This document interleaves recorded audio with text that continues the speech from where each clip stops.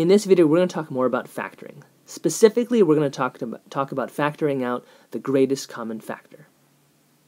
First, let's remind ourselves what factoring means. The verb form of factor means to express a number or expression as a product of two or more numbers or expressions.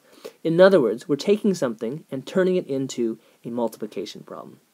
So if I were to factor 15, turn that into a multiplication problem, that's easy. That's just the same thing as 3 times 5.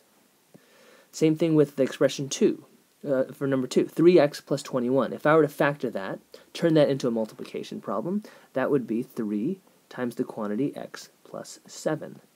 Right? And I know that works because if I multiply this out, 3 times x is 3x, 3 times 7 is 21, just using distributive property. All right, the third one, if I were to factor this, that factors like this, negative 5 times the quantity x minus 4. And again, using distributive property, we can prove that this works, right? Negative 5 times x is negative 5x. Negative 5 times negative 4 is 20. All right, you'll notice that I pulled out negative 5. And you might be thinking, well, do we have to pull out a negative 5? And technically, you don't have to, because we could have factored this like this. 5 times the quantity negative x plus 4. Right, that works. 5 times negative x is negative 5x. 5 times 4 is 20. So technically, this works. But however, I'm going to encourage you that when the first term is negative, we want you to pull out that negative with it. Right? Technically, it's not wrong, but it's going to save you some hassle later on. It's going to make certain problems that we do in the future easier if you factor out a negative. Right? So just be aware of that. When the first term is negative, you want to pull out a negative with it. Okay, so let's do some more factoring. Right? These are a little bit trickier. Because if you take a look at this first one, number 4, 12x minus 30, you might wonder, well, what would I factor out? Because there are a lot of things that I could divide 12 and 30 by, right? They're both divisible by 2.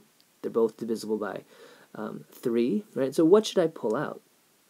Right, and so the way that you think about this is you think, what's the biggest number possible that I could divide 12 and 30 by? Right? And the answer is 6. Right? So the greatest common factor, that's what we call that, is 6. All right, and I want to kind of show you a way that you can see that. Okay, so some of you right away know that I'm going to factor out a 6 here. In fact, let me finish the factoring here, right? Well, 6 times what would get me 12x, right? So this is going to be 6 times 2x, and then this would be minus 5, right? Let's check that works. 6 times 2x is 12x. 6 times negative 5, negative 30. Okay? All right, but let's say you couldn't figure it out that it was 6 in your head, right? Now, here's a way that you could figure it out, right? Let's do the factorization of 12 and 30, right? 12, if we use a factor tree, that's, what is that? That's 3 times 4.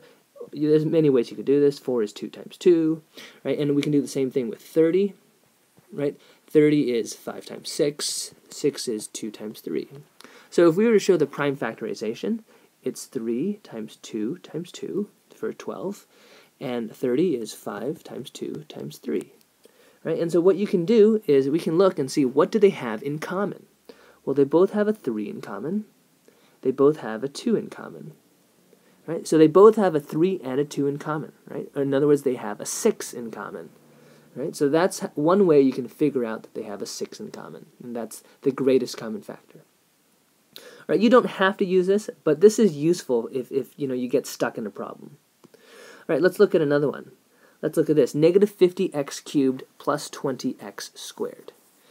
All right, so I'm going to pretend I don't know what the greatest common factor is, right? And I'm going to kind of use this method over here. All right, let's think about 50 and 20. Let's do their factorization, right? Well, 50 is 5 times 10.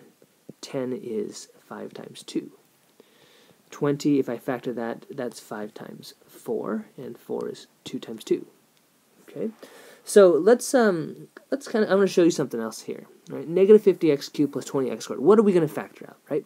So 50 is, and actually we've got negative 50x cubed. So let's write that. That's negative 1 times 5 times 5 times 2, and then I have 3 factors of x. X times x times x. For the 20x squared, what is that? That's 5 times 2 times 2 times x times x. Right? So let's kind of think, what do these have in common? Right? Well, they both have a 5 in common. They both have a 2 in common. And they both have 2 factors of x. Right? So the greatest common factor that I'm going to pull out is 10x squared. Right? Because if I multiply this 5 times 2 times x, that's 10x squared. Okay, so that's going to be the greatest common factor. Okay, now, one thing to be careful of. Right? Remember what I said previously. When the first term is negative, what you want to do is pull out that negative with it.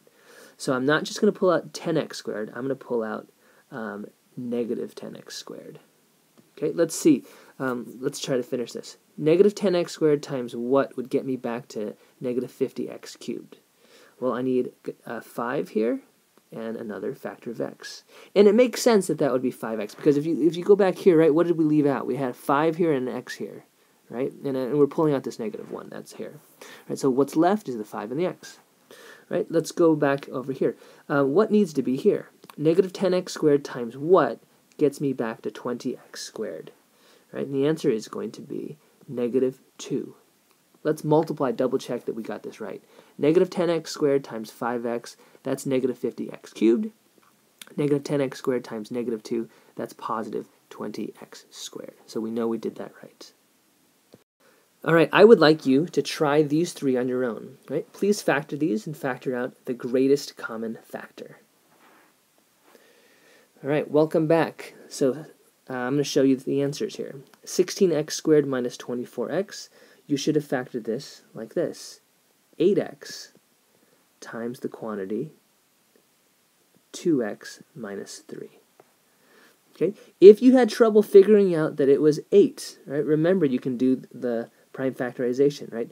16 is 2 times 2 times 2 times 2. X squared is x times x, right? 24x, if I were to show that, that's 2 times 2 times 3 times, did I do that right? Times 3. I'm trying to do that really quickly in my head. Is that right? No, that's not right. I need one more 2, not a 3. Sorry. All right, so 2 times 2 times 2 times 3. So what do they have in common? They have 3 factors of 2 in common, and they have a factor of x in common. Right? That's how I know that this needs to be 8x. Right? I'm not going to show that every single time, but I just want to remind you that's a trick that you can use. Okay, 6x to the 5th minus 15x cubed. The way you should have factored this was like this. 3x squared times, oh, I'm sorry, I'm doing this wrong. 3x cubed, excuse me,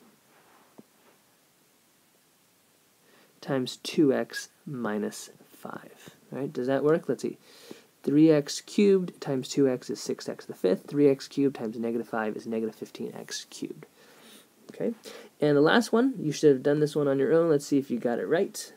Negative 5x cubed minus 10x. I want to pull out negative 5x here.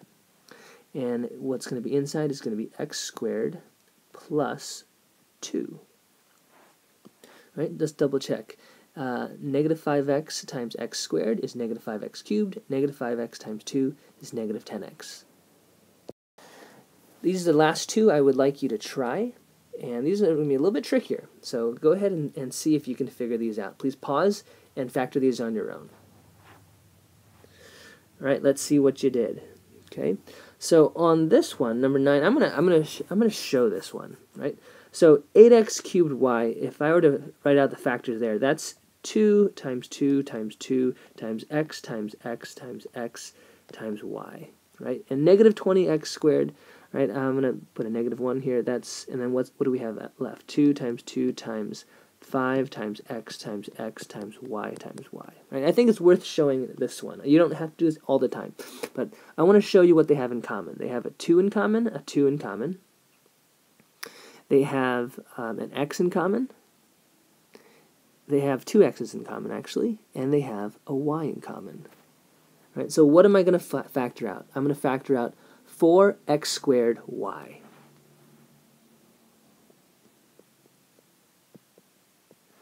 Right? And then on the inside, we should have 2x minus 5y. Right, double check that. 4x squared y times 2x, yep, that's 8x cubed y. 4x squared y times negative 5y, that's negative 20x squared y squared. Okay? All right, and again, you do not have to do all this, but I think it is useful for some of the trickier ones. All right, number 10, negative 2x plus 5. On this one, you might have thought, well, there's nothing we can pull out because there's no common factors. Right? But on this one, what you can do is factor it this way. Negative 1 times the quantity 2x minus 5. Negative 1 times 2x is negative 2x. Negative 1 times negative 5 is positive 5. Right? And again, that might seem trivial, but there are going to be some situations in the future where this is going to be actually very useful. Right? So don't overlook the fact that you can factor out a negative 1.